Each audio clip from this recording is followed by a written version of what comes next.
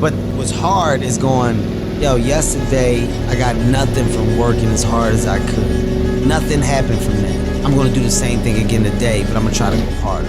That's the hardest thing in the world. To get up every day and give 100% and be in the same position that you were each day, but mentally know that you're trying and trying and trying. That's a real grind. Well, what do you mean there's a lot of things? There's a lot of balls and stuff. Is there like a lot of things wrong with it? Yeah, I don't like this hole. Show me. Show me, like, what are you seeing? This horse is stuff. Come here with your flashlight. Show me what you're seeing. This horse. The whole thing? Yeah. Which one?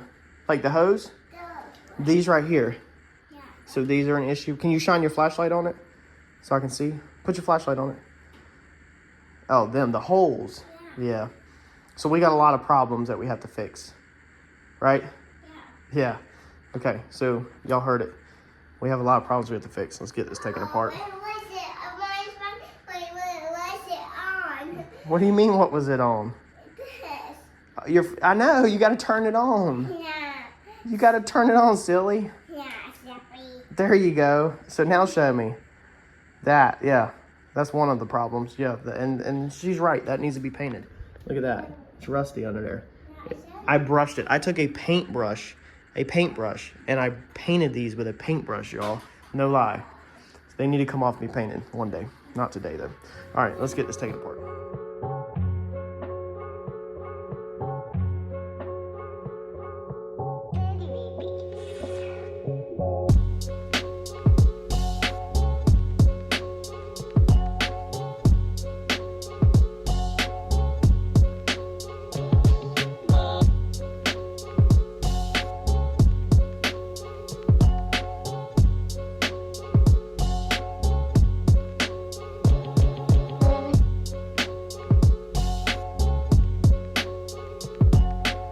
All right, so you can see we got that all broke down. It's super easy. I can literally throw this back together in one afternoon, put this car in a trailer and go to the track. Super easy to get to this point. Now here's where we got to figure things out. So the water pump delete, we're talking about going back with electric water pump. Now originally, if you recall, in the very early stages when the first time we went to the dyno, we had electric water pump on here. And what we had was this guy right here.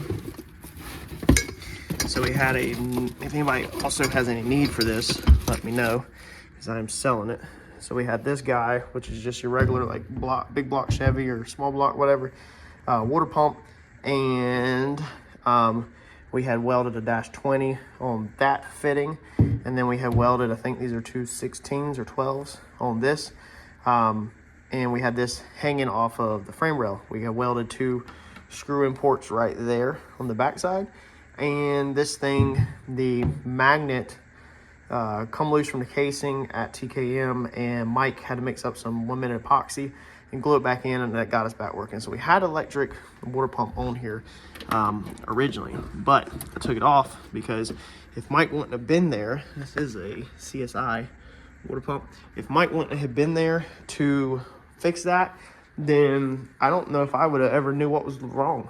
Mike was able to know that the magnets had come undone. So I said, well, you got to be able to service your own car if you're at the racetrack and you have a failure. So we went back with the factory water pump.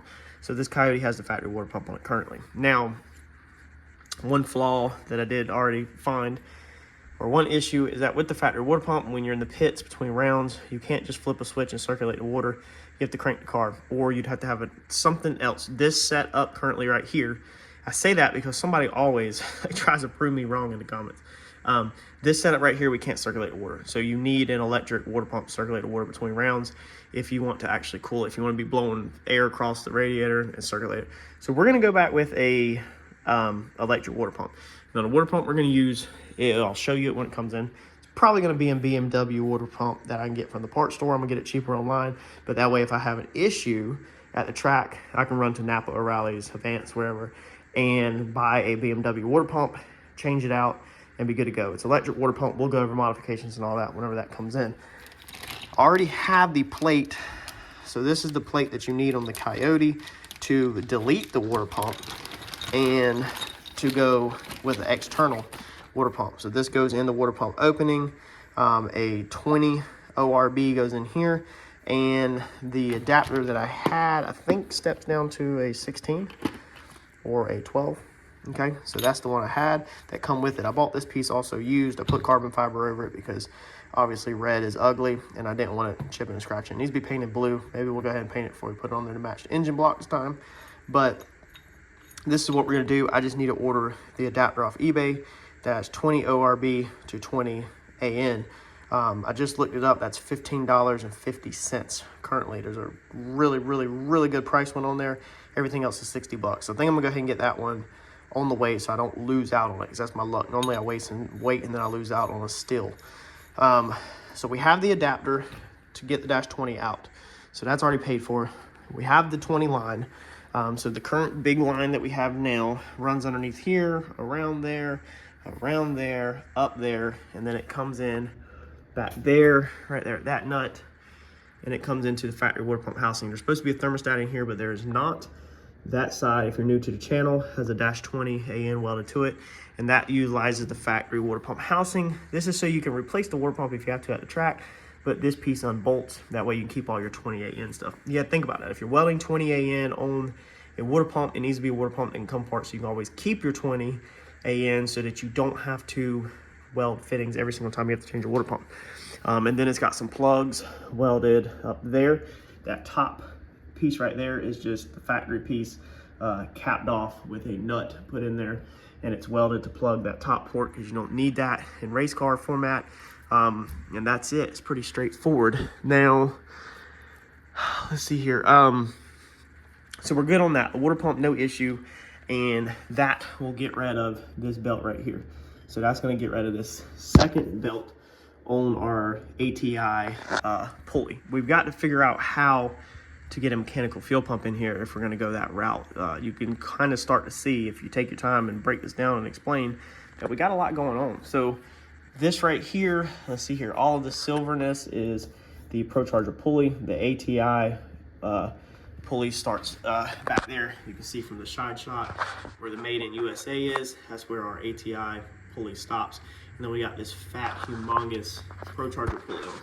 That is because that indexes that out enough to stay in line with all of this. So a lot of wasted space. That brings it even farther off of the crank, and makes it harder to put a little snout on here to run a mechanical fuel pump. So we really need to bring this pulley in to back here. So we really need to bring that back. I don't know if we can. If we get rid of the water pump, we can.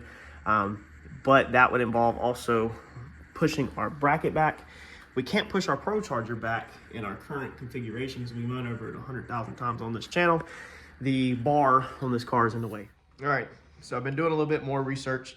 Since we got everything broke down, I went inside, collected my thoughts, and moved forward with the next step. Belt drive, pump, cable driven. Now, no matter what route we take, we're about $2,000. I mean, by the time you start pricing brackets, start pricing the pump, start pricing the changes needed up front to run it, the little piece on the front, my situation is going to be more than just one change. We're spending $2,000 all day long.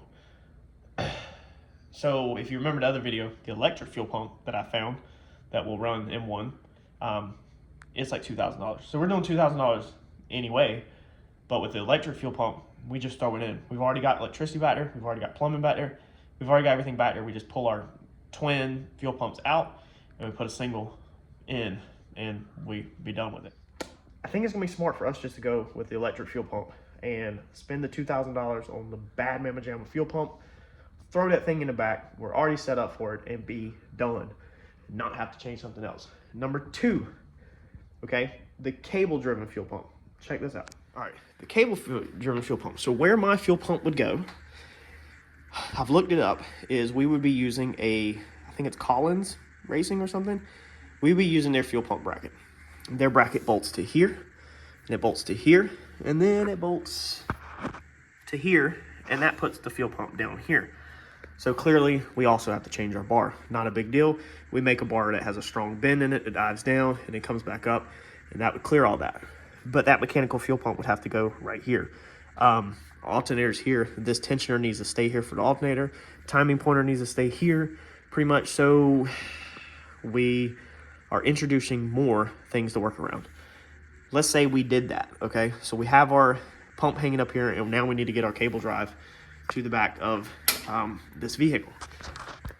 Okay, so there's where our cable drive will be. Look what's in the way of the cable drive.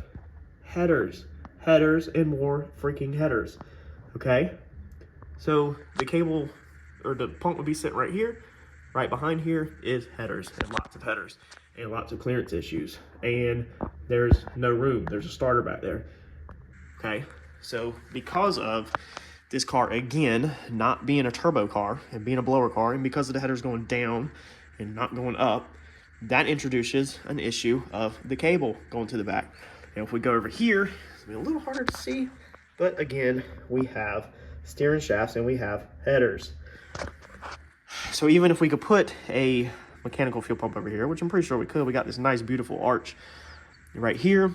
Now we could put something in, tap this, but then there's an engine plate right there. So either way, all around with this combination, the mechanical fuel pump is extremely hard with the blower application because I didn't plan the car for mechanical fuel pump. So everything has kind of been put in the way. You could fab anything. We know that in drag racing, you can fab up anything, but it's like, how much work do we want to put in when they're both are $2,000? Either direction, to get the pump to pump the M1, we're dropping $2K, give or take.